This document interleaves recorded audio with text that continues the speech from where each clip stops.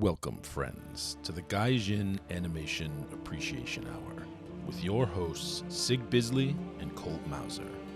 Before we get started, please be sure to like this video and subscribe for more content just like this. Now, let the animation appreciation commence. We're back, because I managed not to die again today. Shocking and amazing. Happens. Such a display of skill. Right? Hey, it was. Anyway, we're going to talk about, well, last week we did Giant Robo, so you got to do the GIN REI special. Yeah. They used to do those back again. Like, they'd have extra money, so they just make a random episode with the most popular character. They were actually pretty good usually. After that, we watched the first episode of VOX MACHINA, and I don't know what the fuck everybody's talking about, because I couldn't even get past the first episode. Hot garbage. No characters I could like. Everybody said it was great, though, so I'm disappointed. And they were so right about, that Dota one and the Dragon's Blood and what was that other one? Was really good. Arcane. Yeah, Arcane. The one that you Who thought knew a League of Legends one would be any good? And the one that you thought was going to be hot trash because of the pink-haired character side shave. designs, right? And it's great. So, and then we're going to review. This isn't really a hidden classic. If you've never heard of it, then crawl out from under your fucking rock. But we're going to do Bubblegum Crisis. the first half. The first half, yeah, it was longer. It was longer than I thought it was. It's like 45 minutes episodes, and they're like 8 And of there's a them. bit of an overarching story, but it's really just distinct episodes. Yeah, it's very 80s style, where everything was just like, episodic. At any rate, before we get to any of that shit, you know what time it is? The news. The news, and no, not the other things going on in the world. We're not really going to talk about those. We're going to talk about some new releases first. So, North America coming out here first full week of March. We got the Broken Blade, whatever, Blu-ray. Oh, man. Finally I want to coming actually out. pick that up, because I haven't watched that in forever, and Yeah. that was really good. I wish they'd fucking finish it, but Girl Who Leapt Through Time coming out again. I've never seen that, but everybody says it's great. Everybody's on about it, but it's getting another release. So It's a lot of little girls crying, I heard, good to see. Yeah. which is not necessarily my jam, but whatever. And then Planetarian, OVA and movies. I don't know anything about Was that. that Planet Aryan? Yeah, Planetarian. I remember that. I remember it, but I Actually. don't know anything about it. You Was know that the what I one mean? with the trash collectors, space trash collectors? No, that's Planetes or Planetes or whatever. Is that what I'm thinking That's the of? one with the moon ninjas. Yeah, and like somebody was a robot or something? I don't know. It's There's been like a long robot time. trapped in the trash somewhere. That's when I want to really go back and rewatch. Yeah, I'm butchering it. I 'Cause I can't remember even it being good. but whatever. But that was 20 years ago. Yeah, it let's was. That came out a long time ago. see. And then the manga, you got the Berserk Deluxe graphic novel, Ooh, Volume it's 10. deluxe. Ooh. Just fucking finish it. I want deluxe. I don't want like a box set of half done shit. Just finish it. Apparently there's a Kirby manga, so yeah, we're getting some of that. That's probably pretty funny. Some Pokemon manga, which is unshocking. Yeah, nothing all that interesting in the manga world, unfortunately, unlike the Chimpokemon. Blu-ray world. All sorts of stuff digitally. I don't know how much people really like digital manga, but you got things like Bakemonogatari. Digital Volume manga's 13. weird. Like Yep. regular comics, like American style comics, look good because the colors really pop. Yeah, they're at least entertaining. But with digital manga, you can read it on a traditional e-reader pretty easily if you have a big enough one. Oh, that's true. I never thought of that. So a lot of people do that. Fair enough. Yep. And you don't have to like the problem with like I have 10 million volumes of stuff and you need like a fucking wall of cases for it. Yeah, and then video games, you got another Dot Hack game on the Switch. Man, Dot Hack just won't die. That shit's so old. I know. Some of them are really good. Some of them are not as good, but yeah, really popular. So Not gonna knock it. Long lasting. It's just like one of the oldest things I remember, right? yeah. Like Dot Hack's been around forever. Yeah, well, I remember I think it was not even Toonami. It was like afternoon on Cartoon Network. You Yeah, get that's like what I mean. That was way back. the anime back in the day. The Dark One of Ages. them. I mean, God, there's 100 of those anime now. Anyway, that's it for new releases. Nothing all that exciting. Moving on, we got Kukuru's Doan's Island. Oh yeah. So we got casting here. So Kukuru's Doan is going to be Shunsuke Takeuchi, which is cool. I'm not that up on my seiyuu, so I don't know what else he's done. but whatever. That's good news for some people, I suppose. The more interesting news to me is they've debuted the full designs for his Zaku, which is it's looking pretty cool. It's what you would expect for an update, and not that they haven't done that 20 times already. That is their game. But I like this one, and yet another update for the RX-782, and again, it's what you would expect, but I like it. It's not overly busy. Sometimes they get a little overly busy. They start getting a little too crazy with the panel lines. It's a good. Yeah. I think they're both a very good mix of old school and, You got to do something new, right? Yeah, and the interesting thing here is I really think the Zaku's proportions are they're more slender and tall.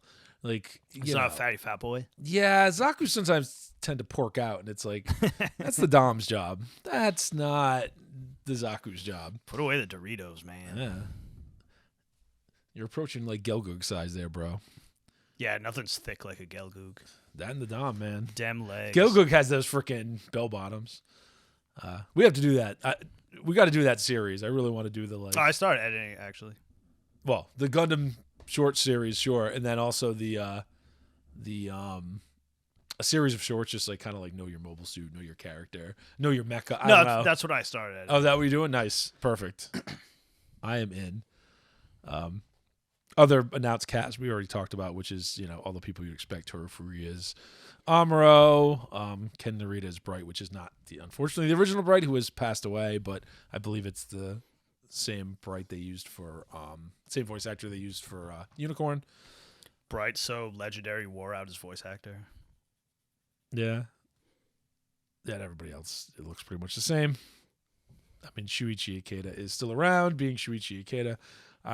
He's not announced, but you better freaking bet your bottom dollar that freaking Char will make some kind of appearance. He still sounds exactly the same too. He So sounds it's the like same, man. I don't know how that guy. really a big He's deal. got that silky damn voice. Sexy as He was hell. just in something we watched. He was just in something we watched. It was Bubblegum Crisis. He was the genome guy. Oh yeah, the dick. The vice president, yeah. He was a dick. I mean, But yes. a company named Genome is obviously fucking evil. Like, you don't really have to. Like, it's not a stretch. Yeah. I don't know. Anyway, he was just in Bubblegum Crisis. I had the list up here, trying to see if I could. Oh find god, him. it's so long. He's done so much shit. He's got to be a pretty old dude by now. Yeah. Oh, I mean, yeah. He's got to be, right? Anyway, moving on. Next up, we got here One Piece merchandise. Like there's not enough of that. But apparently there's going to be a One Piece trading card game that's going to come out worldwide. So, if you're into that kind of thing, you're into them If you like collectible card Pokemon, games, yeah. The One Piece game's coming out. Yeah. collector card games. I imagine it's going to make a boatload of freaking money Collector card games are fucking Satan. and probably not be supported long term and, fall in dust like most of them, but who I know, knows? It could Pokemon It's such a it. bummer when everybody just stops playing stuff and you've invested all this money. It's like, what do I do with all these cards? Wah, wah, wah. Let's I stuff them in a see. cigar box and put them on the shelf. That's my pro tip. Yeah, it's going to have starter decks. So, I mean, it's not. I was wondering if it was a digital card game or whatever. I can't believe they don't already have one, to be 100% honest. They have probably like 10 of them that already existed. So, but this is a worldwide release. So, you know what I mean? I don't know what existed just in Japan. Boom, worldwide. I would like a re-release or redo of It's international. Gundam War or whatever, because that game actually looked really cool. That does sound fun, I actually. never got a chance to play it. And Wah, wah, wah. no. Oh, well. We just get Yu-Gi-Oh! Yeah, Yu-Gi-Oh! And Pokemon are big here. We get a couple others. We get like Card Fight Vanguard and what was that one that I can't remember. I played it at the Gen Con one year. Zoomers are fucking batshit for Yu-Gi-Oh! I don't know why. Everyone I talk to that's like under 25 is just like Yu-Gi-Oh! Fever. And And Yu-Gi-Oh has like some of the most predatory, nasty, like chase card bullshit going on. Oh yeah, so. it's like neckbeard fever. Yeah, it's really bad. It should just be a game for kids to have fun, but it gets ruined by There's no such thing. neckbeards because that's how it works. Well, plus you'd have to be an awfully rich kid to be able to actually That's the big problem. make it happen. Anyway, got some sad news here. Unfortunately, voice actor Norihiro Inui has passed away at the age of 63, esophageal cancer. I did read that. Yeah. Another lung cancer, like Well, esophageal, close. same diff. You got it from the same place. Yeah, a lot of smoking in Japan. He was Schneisel, Code Geass. He was Atlas in Metropolis. He was in Gunslinger Girl. Oh, that's a good one we have to do sometime, Metropolis. Yeah. I always forget about that. It was a good movie. So, yeah, been around the block, been all over the place. Master Keaton as well. So, yeah. Another unfortunate loss. R.I.P. Before his time. I mean, 63 is not all that old. Nah, not at all. That So, sucks. That is unfortunate. Another one here. American voice actor this time. Well, Western. I don't know if he's American or Canadian because we do have a lot of Canadian voice A bunch actors. of British ones hanging around too. Kirk Bailey passed away at the age of 59. This one was lung cancer. He was in Trigun, Cowboy Bebop. He was Garma in Gundam. The movie trilogy, though, not necessarily the series. So, yeah, just a shame. If I was a voice actor or a singer or something, I probably wouldn't smoke. You would think. Now, I don't know if it was smoking that got him, but lung cancer, you make some assumptions. But 99% of the time. Yeah. Or his like wife smoked. Or it was industrial. Smoked him to He worked in a death. factory or something. It was in the fucking Navy. Yeah, exactly. In the military, anywhere. You get those burn pits. How old was he? 59? 59. Yeah, it's about the right age. Yeah, entirely possible. He could have had the mesothelioma. Mesothelioma. Mesothelioma. God, That's I can't talk. asbestos. Yeah. In every school we went to when we were kids. So. Anyway, R.I.P. Moving on to Netflix's One Piece, which has added some more characters. It's been interesting because we covered the initial spate of voice actors, and they actually seemed to fit.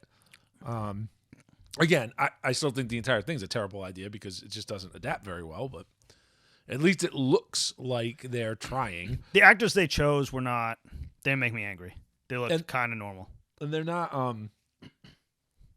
I didn't see anybody that I would consider, race or gender swap for no reason. No, it all looked pretty. Look pretty legit. I would buy it. It looked fine. So they got Morgan Davies. So I don't know any of these people, but you can go look them up. Go check out the news as Kobe, which that's just a kid basically. He's not that old. So this kid they got here looks fine. Looks like a kid.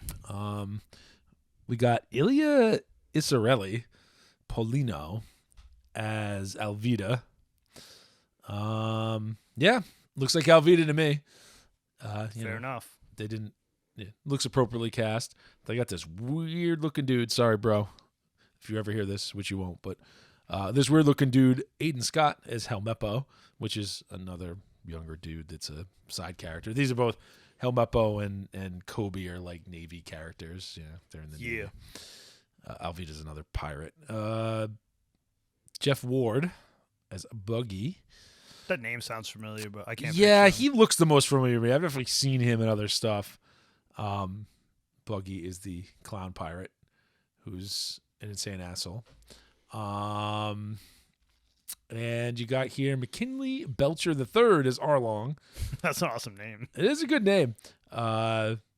So he is. I just have an I affinity. suspect he will be heavily make-upped because he is a fish man.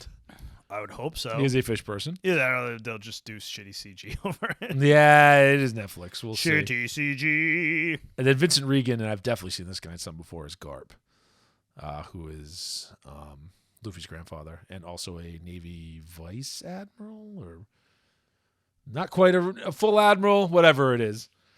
Whatever. Yeah. And then the previous announced cast down here. So anyway, if you want to check it out, go check it out.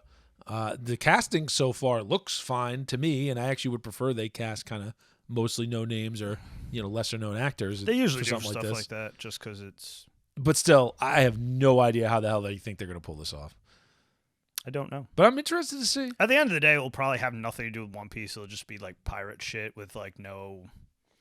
It won't have any of the bells and whistles. Like, Yeah, probably not. The powers won't do any. You know, they're like. I don't know how you do Luffy without the stretching, but I don't know. like it literally doesn't It'll work. just be weird pirate drama. Tiny pirate man fights everybody and somehow magically wins, like without having ridiculous devil fruit powers. Think about Cowboy Bebop for a minute. Like, No. I'm just saying. I will not think about Netflix Cowboy Bebop because it's garbage. They stripped away everything that was cool about it and just made it generic. Yeah. Well, they screwed up from day one because their casting was garbage. Here, at least, they're getting the casting right, so it gives me some faith they can do something at least somewhat interesting. Maybe they're learning. Probably not. But. Maybe Oda has more control because he's got more power. I don't know. Oda has the power. Maybe One Piece is so damn popular they don't want to screw it up. Maybe they learn some Watanabe's lessons. pretty epic too, though. And they didn't listen. He's to old him school, at but all. come on, man. Oda, like that dude. That dude's got Oda juice. gets play because he's just so fucking. He's the uncancelable Oda. Yeah, like, he's unstoppable. insane. He's an insane maniac. Well, my cousin was like teaching in Japan. Like all the students were like, "Read One Piece. This is the greatest." To the point where she actually read it because like they wouldn't shut up. She doesn't normally read manga that much. I can't disagree, man. One Piece is really goddamn good. Well, the anime is. I'm sure the manga is probably better because that's usually the way it is. But I appreciate things animated. I'll go back and read the manga at some point. But I got, I'm only on episode 760 something of the damn anime. So. Ain't nobody got time for that. Yeah, That's how I caught my sister reading manga the other day. Yeah, that's weird. I mean, not she doesn't common. read comics. She like doesn't know any kind of that shit at all. Just trying to relive her youth. She's just a middle-aged librarian, and she's like, everybody kept taking this out, so I read it. It was Spy Family, probably. Oh, okay. Some nice wholesome stuff. Yeah, sure. Thankfully, it wasn't JoJo's. What the fuck is this? That's how prolific it's become, though. Where like rando, like middle-aged librarians are like taking it out. Good. There's a lot of goodness there, so I got no problems with that. All right, moving on. So these are the more interesting stories of the week. So the first is you may have heard of this story. The Georgia man who used his COVID relief loan to buy a Pokemon card just got sentenced to prison. Oh, yeah, I did read about that. I read about that ages ago, actually. Because, of course, you should be sentenced to prison for that, because what an asshole. Too funny. Yeah, I really hope that Charizard card was worth it, bro, because, and I won't even say his name because he doesn't deserve the publicity. Super funny, though. I mean, listen, all kinds of fraud was going on. They've been busting people left and right just doing stupid shit with COVID relief money. But I mean, really, bro, it was extremely easy to get, so I don't see why. By the way, the card, $57,000. Holy shit! Had that Gem Mint rating, bro. I don't know that I would pay that for anything you can't drive. I wouldn't pay that for anything. I don't know. I suppose I would pay that for something if I knew I could enjoy it and then sell it for the same amount. I was just going to say, like, I would invest $57,000 into something. Like, if I could... But only if it was, like, a safe investment. Like, if I could spend $57,000 and buy, say, a really, really fancy shotgun that I could shoot for a couple years and then sell for the same exact amount of money, I don't know that I would do it, but I wouldn't feel bad about it. A Patek...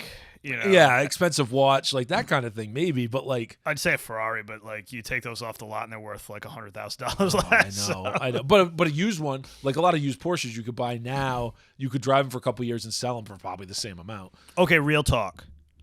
If you're a guy and you want to collect things, collect watches.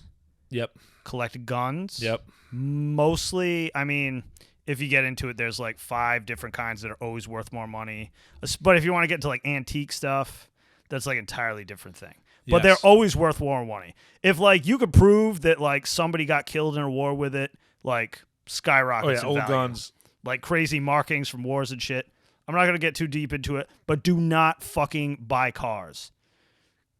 There's nothing that you will get worse return on. Yeah. There are caveats to that because you can get. There's certain things you can do, but yeah, cars are primarily a depreciating asset. Listen, if it was in a fucking especially movie the more or you something, drive them. And that's the problem. A car you're going to buy that's an investment item is going to lose value every time you drive it. If you buy a if you buy right, let's say a Rolex, just something easy, the right Rolex, and you buy it at the right price, you can wear it, knock it around, as long as you don't completely destroy it. 5 years later, it'll be worth more money, and you've enjoyed it for 5 years. You know what I mean? It's just crazy. Like, don't do that with cars. That's not going to work. Also, this is less fun. Actually, sometimes it's more fun. Construction equipment. Yeah, does you can have some fun with does construction. not depreciate like nearly what a car or a truck does. Well, especially if you buy it used. Yeah, Yeah, and if same you take, idea. But if you take care, like buy it new and take care of it, you could sell for almost what Anyway, you bought it boys for. and girls, Pokemon cards, if you buy them cheap now and just hold on to them, maybe. But don't be buying $60,000 Pokemon cards and expecting them to appreciate in value more. That seems kind of crazy. He only bought it because he wanted to like fucking pwn some kid at the local like store. Right? Oh my God. I'm sure it was the most neck. I suppose when beardy you're the fucking kind of reason. loser who would use a COVID relief loan for anything that isn't even tangentially related to that. Man, you're gonna get caught. They were so sloppy with that shit because I know people who got them, but like, goddamn, like like the IRS is fucking savage. In the words of a wise madman, you get what you fucking deserve. Also, don't fuck with the IRS. No, That's some adult 100% advice. correct. That's how they got Al Capone, man. Do not mess around with the taxes; they'll get you. I do my taxes very carefully. They'll get you more so than anybody else. Don't fear the FBI as much as you fear the damn IRS. I fear that the FBI is going to invent a crime for me to perpetrate. All right. So, here's some stupid news. And I'm sorry, this is stupid news.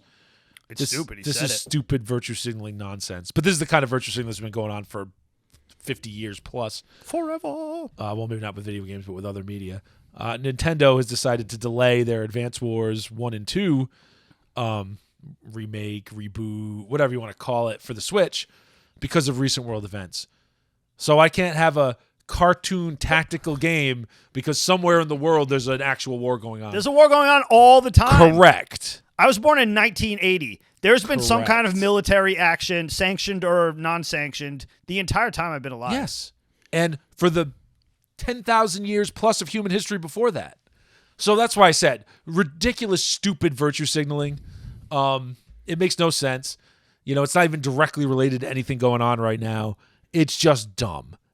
Now, if this is just a slick way to, you know, delay something that needed a little more work, a little more polish. That's what I was thinking. You know what I mean? If it's an excuse, They were probably hustling, enough. and they're like, oh, we have an excuse now. fair enough. It's like how everybody used the COVID excuse. Correct. So I get that. That's, you know, I'm not saying it's okay, but that's fine, especially when you already delayed it once from, you know, last year right before the holidays, which is always the worst thing to do is delay it after, you know. Oh, you know what was the before best? to after the You know what holidays. was the best?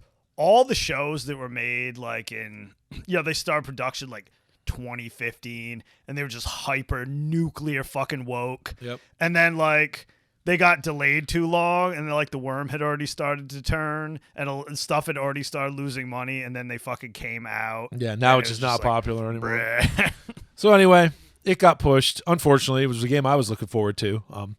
Gives you more time to play Elden Ring, I suppose. Although you better get good and stop whining about it. Get good, scrub. But yeah, that's a stupid, useless virtue signal, which, again, I will always believe it's because of other reasons and they're using it as an excuse, but ridiculous. I guarantee you they don't care at all. They just want more time to polish. Absolutely ridiculous. So fair enough. Yeah. Give me more news. Yeah. So I got one more piece of news. Give me more news. I have an insatiable lust for Give it news. to me, goddammit. So it's the last piece of news. I could tell you were holding out. I was figuring out how to frame this. So it's just silly. It's a silly comment. I think I get there might be something lost in translation here, but Megumi Ogata won a Seiyu Award for, you know, female voice actor and said that, you know, the voice acting world, you know, it needs to be more gender free. What do you mean? Like gender free awards? Like then there's just less awards. So, okay, if you want to have 3 awards, I guess, you know, best overall and then, you know, second best male or female and best. Fine. I don't know.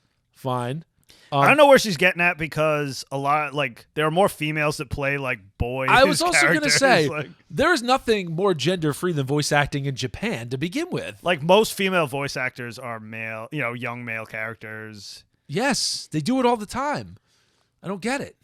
I'm very confused. Well, they do an interesting thing in Japan where, like, every dude has to have the deepest fucking voice on earth. But then, like, when you get down to, like, they don't have guys that can apparently do, like, this, like, boys' voices, so they have to have, like, women with husky voices do it, which is interesting. I mean, look, if anything, there's a female bias, right? Because they're taking all my gerbs for the younger kids. Like, in the West, typically they'll get a younger male voice actor. Yeah. You'll get a Jeremy Shada when he's like 12 to be Finn, rather than having a woman do it. But in Japan, they have a woman do it, and then they stupidly stick with it when the character grows up and Goku ends up sounding like a freaking 60-year-old woman. Sorry, anybody out there who's a fan of Japanese dub of Dragon Ball. I can't do it. What was awesome with Adventure Time is, like, he aged with the character. Yes, and it worked out perfectly. The voice was all cracky, and everybody was freaking out, but then it just got deep as he was, like, fucking 15 or something. So, I mean, look, I get it. I mean, listen, man, this is the woman who played Shinji, for Christ's sakes. Like, I have a soft spot in my heart, like, and I think some of this is lost in translation. It just seems... I never jumped to conclusions. It seems like a silly actor virtue signal. I try not to jump to conclusions with, like, Japanese stuff because, like, it translates poorly. It translates very poorly. Like, and I don't disagree with her general sentiment that, yeah, you don't see faces. And, okay, but you have to be comfortable with things like Dr. Girlfriend. Yep. Right? Like, sexy girl who's got, like, Doc Hammer's manly-ass voice. Hell no. Which I've always appreciated because it's a great fucking character and it just works. But, like... And plus, there's jokes to be had there that they have because it's a jokey kind of show.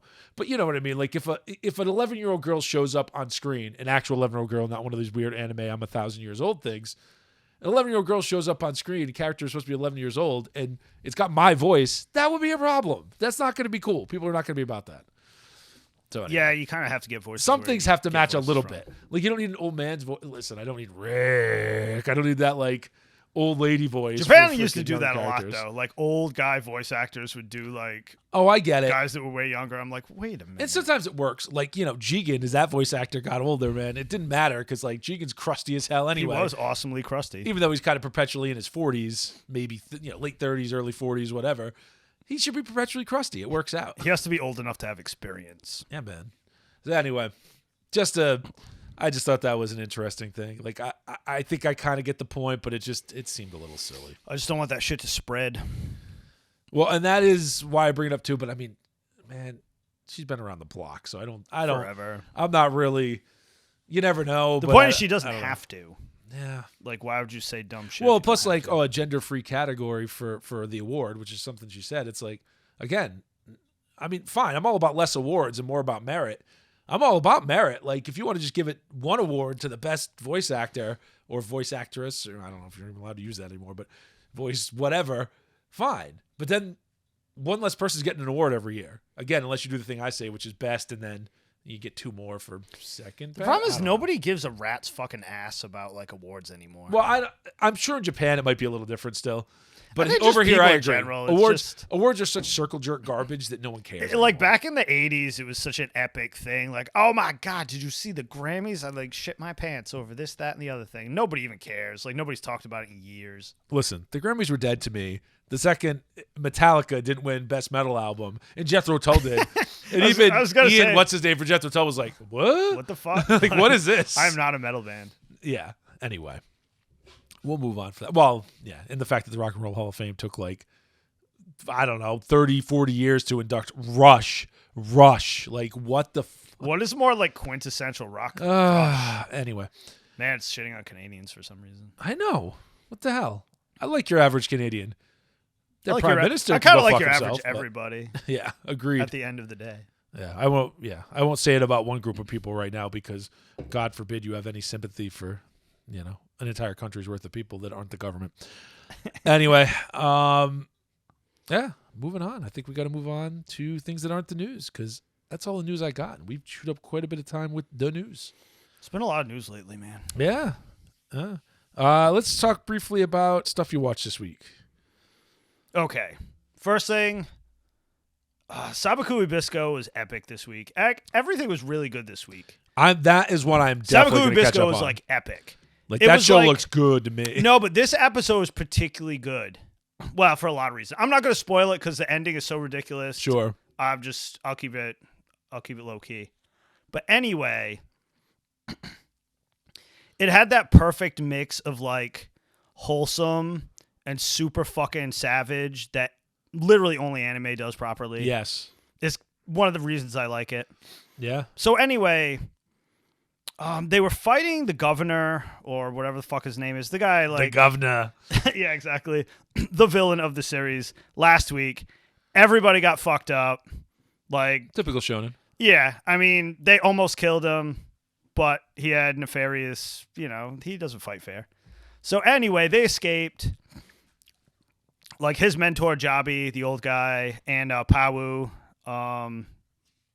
Dr. fucking Panda's sister, helped him escape, and they were both wicked fucked up. They got he makes these ridiculous rust bullets. I've explained this before, how people get this weird rusting thing that it eats them, and eventually your limbs just fall off because once it's completely eaten by the rust, it just comes off. It's pretty horrific. So anyway, Bisco learned he had a little bit of that rust eater mushroom left, and Dr. Panda-chan made notes about how you actually make it into a serum to get rid of the rust. So he gives it the last of the serum to fucking Panda-kun, and then while he's doing it, he has this inner monologue. He realizes that he loves Panda-kun like a son, and that's how Jabi must have felt when he was raising him. Yeah, and it's this super wholesome Western civilization has been shitting on father figures probably since Harry Potter. Yeah, because he was the worst man hater. But anyway, really crapping on there's no good father figures in anything, and this was a really good, just two good solid role models. So anyway, Weasley's father was pretty good. Anyway, that's the only one the whole fucking show though, right? Well, I mean, the whole Harry's series. father was not around. He was very dead. Yeah, but I mean, everybody else is just this awful failure. You know what I mean? Yeah, well, I mean, Malfoy's father is a total piece of crap, but I get you. At any rate. So that was a really cool thing, and it was very wholesome. And then because it's an awesome show, Bisco once he's starting to heal up, Bisco goes and does awesome heroic shit. Good. I won't spoil it because it's fucking amazing. Classic shonen. Very It's good. fucking amazing. Shit happens at the end that no series I've seen in maybe 1 to 3 anime I've ever seen have pulled this shit before the end of a series. But okay. So I don't know where the fuck it's going. We'll be catching up. I'll leave it at that. And when Bisco's doing amazing shit, he makes a fucking Terminator 2 reference. Nice. Just a blatant Terminator 2 reference. Come with me if you want to live. No. Think more towards the end. I'll be back. Anyway, I won't spoil it. Fucking Fair amazing. Enough. But it was definitely on purpose. Get anyway. out. Right. Sorry. You're going to get me on Terminator 2 references? Anyway.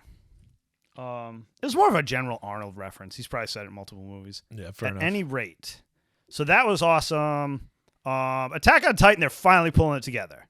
It was a good episode. It was basically the whole Survey Corps that's left alive gets back together. They're out in the woods. Getting the band back together. Yeah, they're out in the woods, hiding from all the fucking the crazy Jaegerists. They're just absolute psychos. Fanatics. I mean, yeah. Fucking worse than Nazis. But worse than some Nazis. Not quite as bad as others. They're not Mengele. Got it. Yeah. But and they hook up with that Marley general, the one with the crazy eyes that's always staring, and the fucking cart Titan. Oh yeah, yep. And so what's her face? Hanji is there with Levi. Levi, who's mostly dead, but he can kind of move around a little bit. And it's basically the airing of the grievances because they both want to kill each other. Fucking Gabby's there. God, I hate that bitch. Yeah, she's my least favorite character. But she kind of figures it out this episode, because they're all airing their grievances because they have to work together. She shot Potato Chan. I know. There is no forgiveness. I know. None. But so anyway, they're all talking about oh, you fucked me, but we fucked you harder, and blah blah blah blah blah. And then sounds like a hot porno. And then that's where I'm going with this. No, just kidding. But Annie and Reiner, There'll be a dojin. Annie and Reiner have to basically, tell everybody how they like brutally murdered all their friends and all this shit. And, it just goes on from there. And then Gabby, like, realizes what an awful bitch she was. I don't know if it's worth redeeming her, but at least it's like they're working towards it. I've already said I can have a lot of sympathy for the character, but no forgiveness. You killed Potato Chan. Yeah, it's true. No forgiveness. But anyway, they finally solidify what they're going to do. They're going to go fucking try to stop... They're going to try to, like, talk down whatever that fucking thing that, like, Aaron is. Yeah, whatever he might be. How do you even catch him? I don't even know. Who knows? Are they going to walk underwater all the way there? That would be metal, right? I don't know. I don't know how deep it gets. Like, they'll just keep their heads above water? I don't know. They better do it Godzilla style. Maybe they'll swim. Maybe they don't need to breathe. I have no idea how freaking Colossal Titans work, man. They better do it Godzilla style. They've been sitting in the wall, like, just chilling for freaking 100 years. That's who what I'm knows? saying. Yeah, they'll do it Godzilla style. They'll just walk underwater and then just like come up on the beach. That'd be metal, right? Old school Godzilla style, not the new stuff where he swims around. Yeah, no, old school Godzilla just stomped. Yeah. On the ocean. He just floor. magically appeared. Like, he would just blow up out of, like, waist deep in water. It was great. It was the best. So anyway, that was a good episode. It makes me... If you haven't bought I it still yet, don't know how they can end it, but I hope they figure it out. go buy that Toho Godzilla collection from Criterion and enjoy. Oh, God, it's amazing. It's fucking awesome. And if you want, and if you don't have the ducats for it, HBO Max does have all those movies as well. So go check it out. It's really good. I hope they do the next one, though. I really do. I want a Heisei and Millennium one. Hell oh my yeah. God, I'd kill for it. All the way through Final Wars. I'll give them any amount of money. Just like do it. I want it.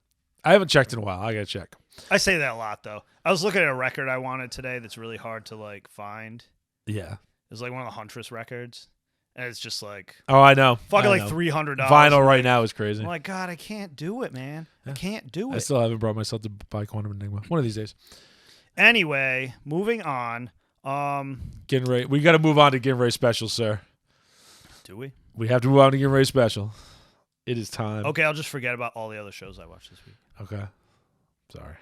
It's not my fault. So what about the GIN REI Special? Tell me about it. The GIN REI Special. So, GIN REI Special. What the hell is the GIN REI Special? As my boy over here said earlier, it was one of those things where they either had some extra money or they got some extra money. They could just do some extra episodes.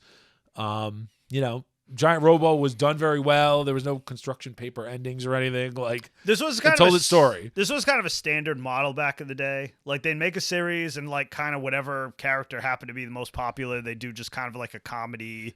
Usually it was one episode. This one is three. This is three, and they're not all comedy either. It's kind of interesting. Like, the first two are definitely comedy. Like the Stolen China Dress and the GIN REI Robo one. The last one was that weird Western. The last one is basically a prequel. It's basically like a very serious, not super serious, but pretty serious, like prequel to Giant Robo. Which is cool. So yeah, the first one was the Stolen China Dress. It's basically just it's a reason to get all your favorite characters together and make them wear China dresses. Yes, and have and that's one also had GIN REI Robo in it, right? Yes. And Alberto the Impact, being Alberto the Impact. It's kind of a showcase for him to just be really silly. And then, Koen Shaku being Koen Shaku. He's in the first one and the second one being kind of silly. I don't know. I can't. There's not much of a plot going on there. Yeah, it's like almost nothing. It's very silly. It's just like wacky comedy. Yeah, it's very, very, very silly. Like, there's no. Don't expect it's just silly jokes. Exactly. So the second episode's probably the classic one that everybody who's seen it remembers. Yeah, the Barefoot GIN REI version, the Mighty GIN REI. That was the second one. I can't remember if GIN REI Robo was the first one or the second one. It might have been the second one. It might have been the first second and the one. second one are kind of the same. They're both just silly. The second one has the awesome. The only thing you there's know about GIN the REI second Robo. one, There's the awesome drinking contest. I was gonna say the only thing you know about the second one is the hilarious like drinking contest where like is it Taiso is trying to outdrink freaking Koenshaku. Yeah, and Koenshaku like is just armor with nothing in it, so the beer just runs down. Like yeah, who knows what Koenshaku is? Yeah, the beer is just running out the back of his cape, and it's like, wait a minute, and it's hilarious. You cheating son of a bitch.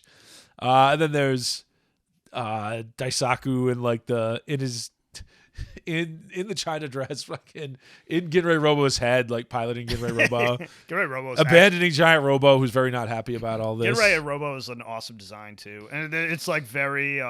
It's very Afro to Ace. Yeah, it's a very Go Nagai homage. Very Mazinger which Z. is really cool. Very Mazinger Z. Very cool. Both of those are just silly. They're silly episodes. We're not going to say much about them because they're just silly, right? Like you watch them, you have fun. It's a good time. I mean, if you've watched Giant Robo, you're like, why do I want to watch anything else with GIN REI, man? This is hurting me. Anyway, a little spoiler for Giant Robo. Just, oh, God. And then... sucky way to go. Yeah. And then the third one is the more serious one. It is more of a...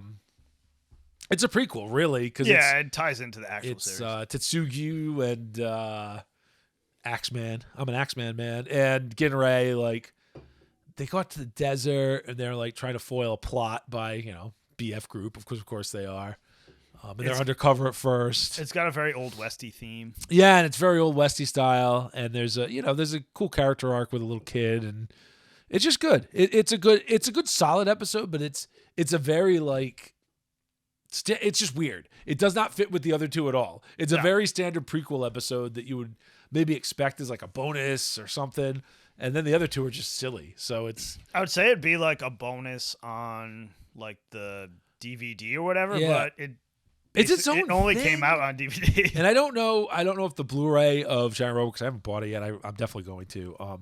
Has the we watched the DVD, the old DVD. I don't know if it comes with GIN REI Special now, or if you have to buy it separate. I think you still got to buy it separate.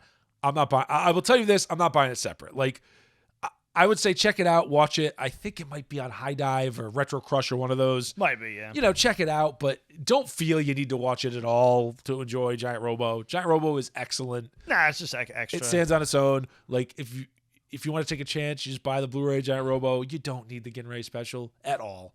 You just don't need it. Is it bad? No. Is it kind of fun with some characters you're like? Sure. It's one of those things, if you watch it, you're super into it, and you want a little bit more.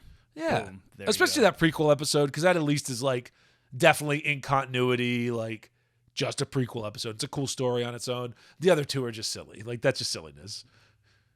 Because one of them is like, this takes place, between episodes 1 and 2, basically. And you're like, no, that didn't. That never happened. No chance. There's definitely no chance. Like those first few episodes. Actually, every episode is super serial, so I don't see where you'd have like wacky hijinks. Giant Robo was not wacky in any way. Nah. That was serious biz. Serious biz. The stakes were high. So anyway. People died. People died. So our recommendation, watch Giant Robo. If you want more after that, go check out GIN REI Special, but don't feel you need to go see it. If you're really into it, watch the third episode of the GIN REI Special. If you stop crying after the end of Giant Robo and you feel you can stomach it, then watch it. Anyway. That's all we're going to say about Giant Robo here. So let's move on to the other topic you want to cover before we get into the main review of Bubblegum Crisis. That's why you were hurrying me along. I forgot that extra thing. We all want to forget that extra thing. So we watched the first episode of Vox Machina. People keep telling me it's good. People who, I don't know, I thought were people who were drunk or insane or high. Listen, it wasn't that bad. It was just poorly done. Yeah. It was basically your standard fucking D&D squad trope. I mean, the most generic... Which is fine. I love a standard D&D squad trope. I can't shit on it because that's why I like Dota. Well, that wasn't quite D&D squad, but that's why I like Lotus War. Oh, hell yeah. Although Lotus War is classic. There's nothing more classic than Lotus War. But the characters... No one was doing that shit. The characters are very Seinfeld-level pieces of shit. Yeah, like they're... And I don't like that. They set it up so it's supposed to be... I'll give you a quick synopsis of it. Basically, they're just like...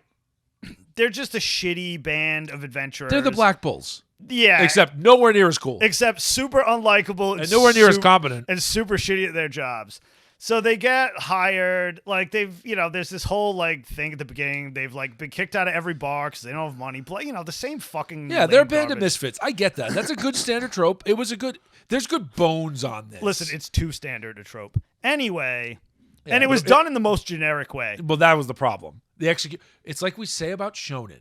You do the same thing a million times, but if you execute it well, it's fine. That's what I mean. Like the Black Bulls are the same exact trope, but it works. Black Clover, by the way. If you hadn't seen Black Clover, check out Black Clover. It's really good. Yeah, it's like 100 episodes. Regardless. Anyway, please continue. Sorry. So anyway, they get a job to like fight a dragon that's been like, the standard harassing villages, blah, blah, blah. So they go to fight the dragon. And they just get their asses handed to them. Yeah, the dragon is far more than it could take. They were, I think they were not quite clear on what they were fighting. It was like a giant dragon, and you know what I mean. But anyway, I think it was just supposed to be like, I don't know. It doesn't matter. Regardless, so they got in over their heads because they got deceived, more or less. So then they come back, and it like basically burned down the village they were just in. Blah blah blah. And that's, like, pretty standard. Yeah, but it's overly serious in the middle of what is supposed to be a comedy series. And then, basically, And not played for comedy. The tone is all over the place. The tone is all over the place. The characters are, like... So you got this, like, standard, like, super standard setup. And they're obviously going for the redemption arc because they're like, I guess we're going to have to go kill that dragon. It's silly, wacky humor, not gallows humor. That's part of the problem. Anyway. Yeah, the tone is all over the place. The dialogue is some of the cringiest shit I've heard outside of like High Guardian Spies. It's a clear voice actor circle jerk. Yeah, like whoever wrote the dialogue was just fucking terrible. It's not good. Like the big dude with like the tattoos on his head. Like every time he opened his mouth, me dumb. Yeah, me do stuff. Like, please, God, shut the fuck up. And that stupid gnome. Like the gnome that just fucked everything that moved. Like, oh God. I'm sorry. You said gnome, and I was like, the halfling? Oh, it's a gnome, even though. Oh, that pissed me off too, because like obviously a halfling. It doesn't look anything like a fucking gnome. Probably don't want to get sued by whoever owns the rights to the token estate. Anyway, it was clearly like not. It was basically done for them to ride out the popularity of fucking that thing they do. Critical Role. Oh, Critical Role. Yeah. And look, I'm not saying, if you like that kind of thing, you may like this. The tone was all over the fucking place. Saying fuck every third word does not make your show good. That's that was my one problem. And I say fuck a lot. That was my one problem with Dota is that one character. He just said nothing but fuck. Davion's like, master there, like, bro or whatever, who was like, he didn't say much and he just said fuck all the time. It didn't hit. And like the one time Davion said it was like, yes, like it was good. It was for punctuation. It's like in the first season. Something. It's like the first season of The Witcher. Where when everything went to shit, he would just say fuck. If there's one thing The Witcher has done well, everybody agrees. The one thing The Witcher has done well is Henry Cavill is awesome, and all his fucks are perfect. Yes, fuck. Because it's also the like. Yeah, exactly. That's what I mean. It has to be used like that, or it has to be like. Or it has to be a character that just will do that. We'll just drop f-bombs constantly. Fucking in The Expanse of Vasarala. Yes. Like I don't know how they did it. I never watched the show, but in the books, she was just this sailor, old Indian woman that just like literally talked like a fucking sailor. Yeah, the actress that played her, I don't know was right for her, but I do love the actress that played her in the series. I think my only bitch was she wasn't old enough from what she I saw. was not old, nowhere near old enough. Because Vasarala was supposed to be like 70 or something. She's really old. Yes. But anyway, if you got a character that just does that, but when like everybody's just like, saying fuck every 2 minutes, it just loses its gusto. It loses its meaning. It's like when you dump too much salt on your food. It tastes like shit. Tastes like salty shit. Yeah. At any rate, if you like it, I'm not shitting on you.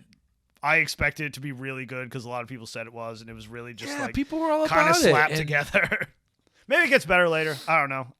I got too much shit to do to like waste time on things I hate the first episode. The tone being all over the place. The humor is not my style either. So I will say that like humor especially is very like personal. You know what I mean? Yeah. I'm savage about like likable characters too, and I hated all those characters. I think that's my problem. There was not like one character except like the one that was like not a piece of shit was kind of okay. Yes. But like all the other ones, but like I don't want to see you redeem. I never liked Seinfeld because of that, right? Like the characters are all assholes. I don't like that. I don't like cringy humor. I don't like it had uncomfortable humor. If you watch clips of it, there's like good gags. Of course I couldn't there watch is. like a half hour. There's some very talented people who worked on it. Like Larry David is a fucking genius. He's a wizard. And his own show is way better. And he's hilarious. I love that guy. Walking out the window. There's so many good gags in Yeah. Larry David I like. Seinfeld, not so much. And then, what was the other one that was the same way? Oh, the Royal Gemstones or whatever it is. That newer show that's on HBO Max with Danny McBride. Righteous Gemstones. Which should be good. I love anything Danny McBride does. And it's well made. And it is good. Let me say this. It is good. It's not for me. It's just not for me. I can't like any of the characters. I'm like, I was watching an episode and I'm like, I want to like Danny McBride, but he's such a piece of shit. Like, I feel sympathy for him for 5 seconds. I'm like, wait, no. You know what I mean? It wasn't getting me there. So if you don't mind that kind of stuff, this is probably good. And you know what? It could end up great, but Arcane it is not. The Dragon's Blood it is not. Those are both more worth your time than Vox Machina. Unfortunately, both of those are on Netflix, and you have to support in both cases, you got to support shitty companies, but Netflix is especially awful. There are no not shitty companies. That's correct. I wish it wasn't so. Well, at least large companies, I right? can't fucking think of one. You get to a certain size, and you're just a shitty company. Anyway, would you like to move on to Bubblegum Crisis? I think we've taken a dump on Vox Machina. Let's do it with haste. Not with haste. I got some thoughts. I got some Bubblegum Crisis. I said let's move on to it with haste. Fair enough. Let's not haste through it. So Bubblegum Crisis. Silly name. Phenomenal anime. Probably the best thing that came out in the 80s for my $1. It's one of the most iconic, for sure. I mean, feel free to shit on my number one pick, but it's no, my favorite thing that came out in the 80s. Oh, I'd have to think about that. I mean not overall. I'm just saying anime-wise. No, I meant anime-wise. I'd have to think about that just because, there's some good Gundam in the 80s and other stuff too. But from like an OVA, standalone, not part of a giant franchise kind of thing, because I wouldn't consider Bubblegum Crisis to be a big franchise, even though there's the series from the 90s and whatever. Don't watch that 90s series. Sorry if you like it. It's the best cyberpunk thing that came out in the 80s. This side of Blade Runner. Yeah, sure. It's very Blade Runner. I don't count Blade Runner. I know, it's not anime. Like, Cyberpunk rips off 90% of everything from Blade Runner. Yeah. I'm saying anime-wise, Cyberpunk was huge in the 80s, and that is my favorite Cyberpunk. Yeah. Regardless, it's awesome. Is Akira even Cyberpunk? Because that's the only thing that people will argue with me about. I consider it Cyberpunk. Not completely. I consider it... It's a little post-apocalyptic in a way, too. I consider it an unholy mess, but... Yeah, the anime's a mess. I still got to read the manga. I have it. I have that awesome box set. I just haven't finished it. Where'd you buy that? What? Did you buy that like when we were in like Kinokuniya in New York that time? No. I ordered that. Order it? I ordered that like a year and a half ago or something. They had it there. They had a box set there at the time. This was a newer re-release. Yeah, that was ages ago. Regardless, I will get to it. And even the director admits like it wasn't, because the director was the guy who did the manga, and he's just like, yeah, I wasn't ready. I hear they're doing a new adaptation. So that I'm kind of excited. I'd be very excited about that because there's like a ton of cool shit in the manga. So anyway, Bubblegum Crisis, Cyberpunk, classic Cyberpunk. It rips off a ton from Blade Runner. It also has a lot of Appleseed, Masamune Shirow stuff going on with like the boomers, which are robots that have human skin. They're basically Terminators, but not quite the same. Actually, Appleseed's the only thing that can give it a run for its money. Yeah, Apple's the original. She's good. Anyway, man, Fist of the North Star. Come on, man. That's not Cyberpunk. I know. Cyberpunk. I dialed it back to Cyberpunk. Okay, we're good. So anyway, what the fuck's the show about? So. One, it's OVAs. Each episode there are varying lengths, 40 minutes, 50 minutes, 30 minutes. It depends. They just get their story done. It doesn't matter how much time it takes. Which is why, I very much appreciate. Which is why it's good. And it's very pretty, right? It's very well done. Oh yeah, animated very well. There's a Blu-ray out, so you can pick it up. Awesome designs. What's it about? So it's about the Night Sabers, which are 4 badass girls. Oh, what's that? Strong female characters that are actually characters. Well, one or two of them's a cardboard cutout, but whatever.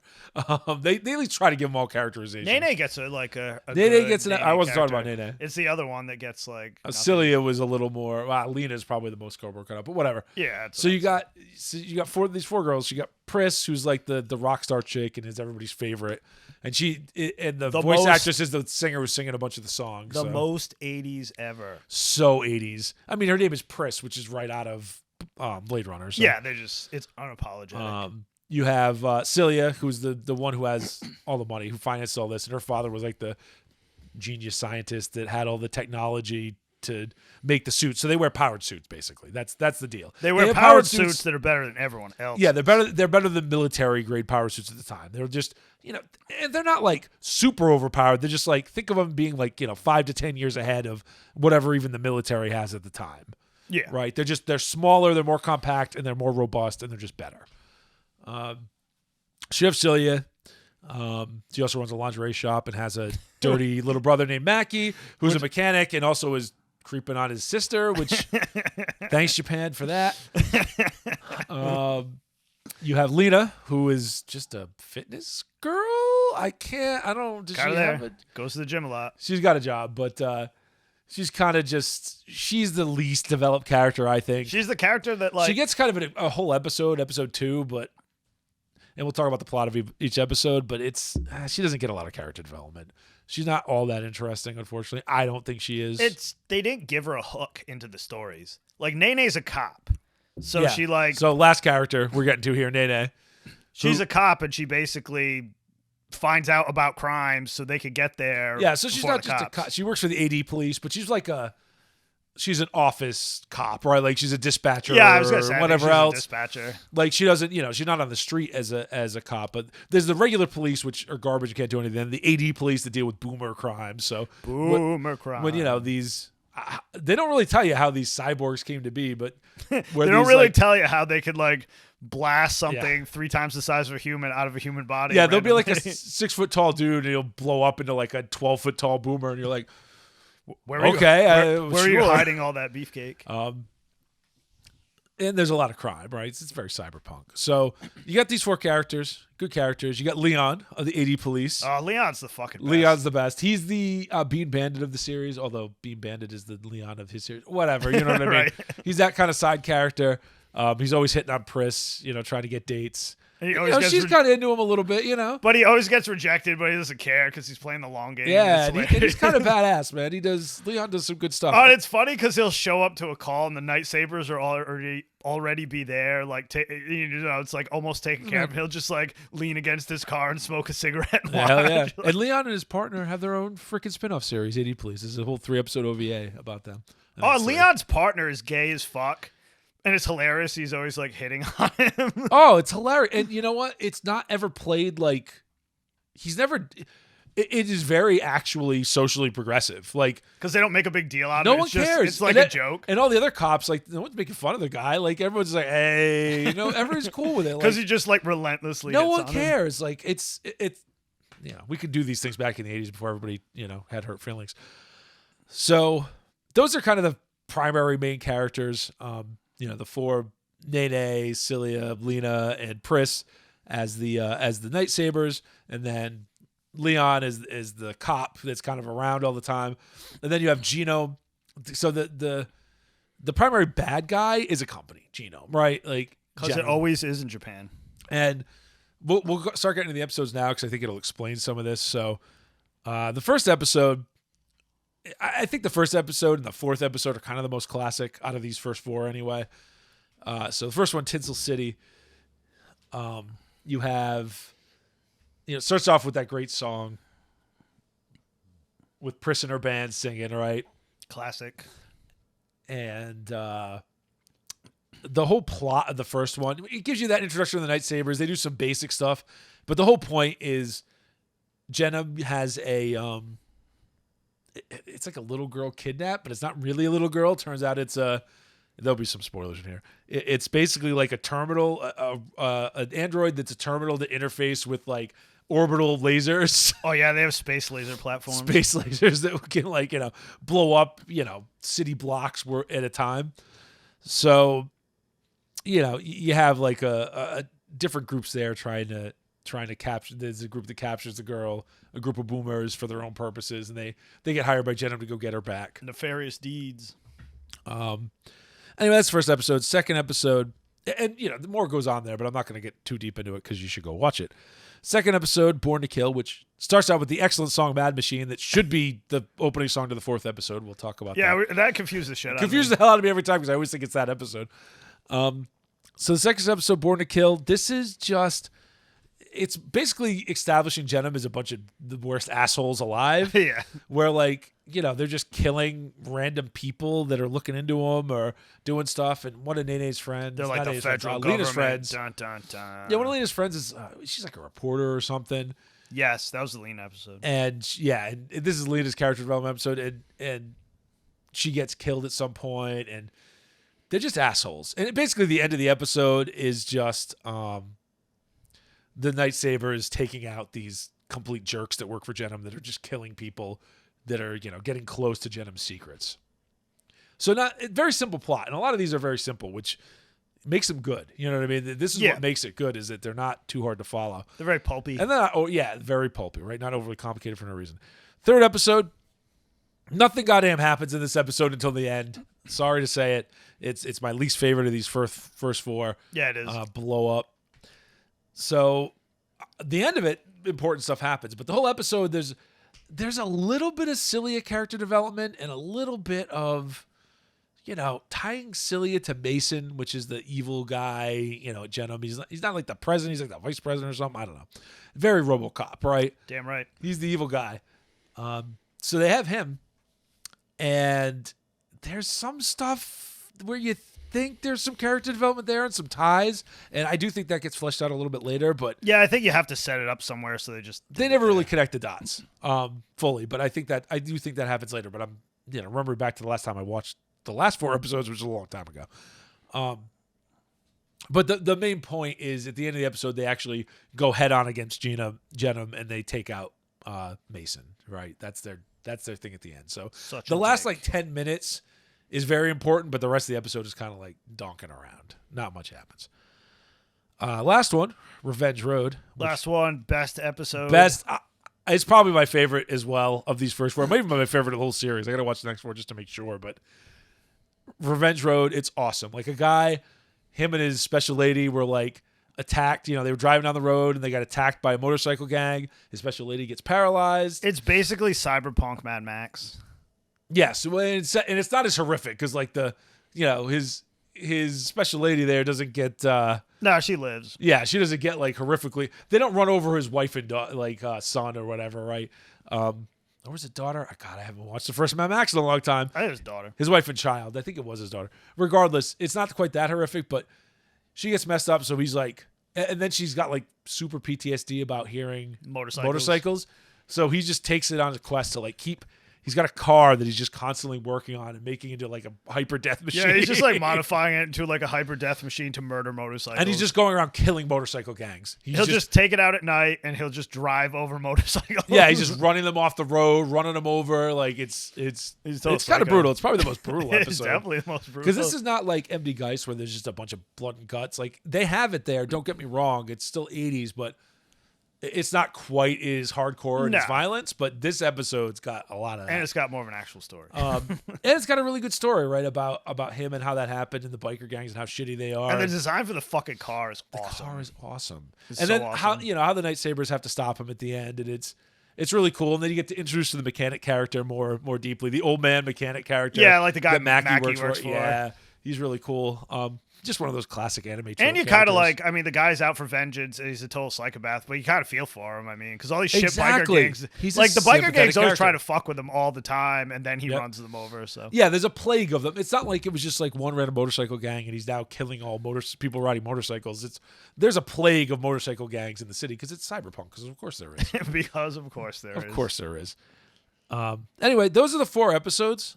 These 4 episodes came out between February of 87 and December of 88.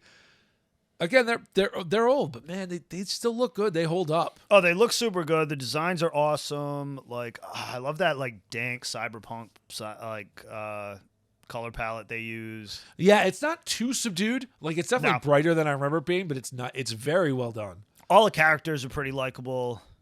Some Yeah. more than others. I mean, Like there's I none of said, them I dislike. Some are kind of cardboard cutouts, but I don't dislike it. This was my problem with the 90s kind of reboot of Oh, Bubblegum Crisis 2040. 2040, yeah. Yeah, it was just... Oh, they just like they emoed out all the characters. They made all the characters far too emotional. And The everyone- characters in this are very good because they're not overly silly. They're not overly dramatic, right? For no yeah, reason. they're just decent, normal They characters. seem more like normal people. Yeah. 2040, they were just like all like emotional basket cases all the Yeah, time. it was. And it was a just bit killed much. the story. They It's like, especially ruined Celia. this in is that one. fucking unwatchable. I knew they ruined her when they gave her the long hair for no reason. But yeah, enough about 2040. We're not going to talk about that again. So this one, yeah, it's good. You know, the characters are good. Leon's great. Leon's a great, like, He's a great semi-main like character. Yeah, he's kind of like just the straight man, like because he always just shows up when they're doing stuff. And Yeah, like he's at the time he just watches, like, and he's always like kind of starting to figure out who they are. Like he kind of knows what Nene's up to. Because I mean, even here's the thing: like, the crime is bad, right? And the AD police are, they can even only though do they're the so AD much. police, they're not capable of dealing with some of this shit, right? Like, they can deal with a lot of stuff because they're the better police, but like some stuff, even with they can't deal with it. You need the Night Sabers to come in and deal with it because Genom is up to all sorts of evil shit everywhere. They're making like worse and more ridiculous worse boomers all and the everything time. else, yeah, So causing problems. no one So, can really keep up. I mean, originally the show was supposed to be 12 episodes, 13 episodes, actually, not 12. And, you know, it only got 8. So we'll review the next 4 next week. And it's just, it's unfortunate it didn't get its full 13. They did Bubblegum Crash, which we're not going to talk about Bubblegum Crash. Bubblegum Crash is it's very mediocre, unfortunately. Yeah, it's like it's like the substitute to those episodes they were supposed to do, but it's really not that great. It's not that great. It's not terrible. It's not that great. But yeah, what are your thoughts? Any other thoughts, like bad, good, on these first 4 episodes? I wish it were longer. I mean, like I said before, I mean, I'd take a whole show of this. I'm not gonna lie, it's one of my favorites of that era. It's got like all that cyberpunk shit I love. Fucking boomers, man. Like, they're just so good. Random, like I said, random 6 foot tall dudes just blowing up into giant metal monsters is kind of awesome. Like, Yeah, why are you Briario size now? I just love that style. Like I said before, all the characters are great. They're great. And It's like, a great show. I think it wins because it has awesome side characters.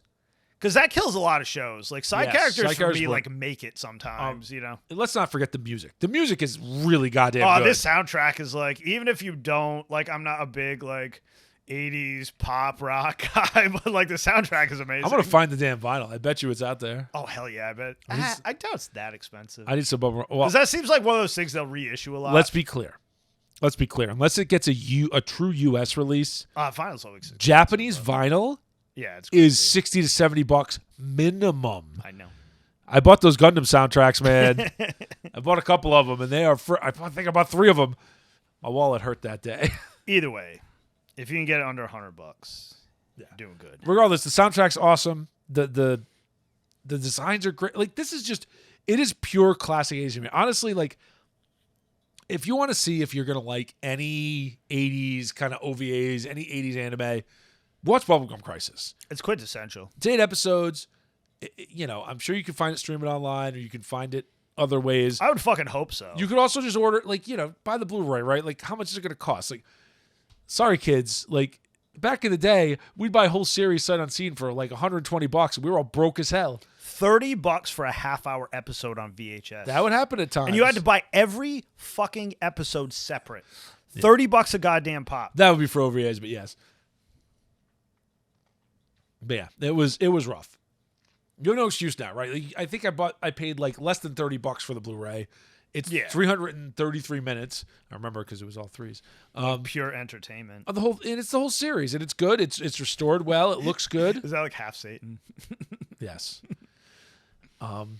It's just, I don't know. If you don't like Bubblegum Crisis, you're not going to like any of this stuff really from the 80s, I don't think, because it's just. Yeah, it's the quintessential 80s It really cyberpunk is. anime. And yeah, I don't know. I can't say enough good things about it. It's one of my favorites. It's not one I rewatch constantly. But it should be. I don't know why I don't. I should. savor the flavor every few years, you know. I will say it is nice to watch it again now and like not completely remember everything, so I could be like, okay, I could be surprised a little Honestly, bit. I think the last time I watched it was on like a CRT TV. So it's Yeah, nice to it's watch been it a on long like time. a cleaned up on a real TV. It's very Yeah. nice. It's very nice. So highly, highly, highly recommended. Even though we're just talking about the first 4 episodes, we'll go in again and we'll talk about the next 4 episodes, which looking at the runtimes here are all on the long end. They're all on the 45-minute plus end, whereas early on, like a lot of those episodes are a little shorter. So we'll see. We'll see where we get. Until next time, have a fantastic week. And we'll catch you then. Peace out. Well, that's all for today, everyone. We'd like to thank all of you for tuning into another episode of the Gaijin Animation Appreciation Hour.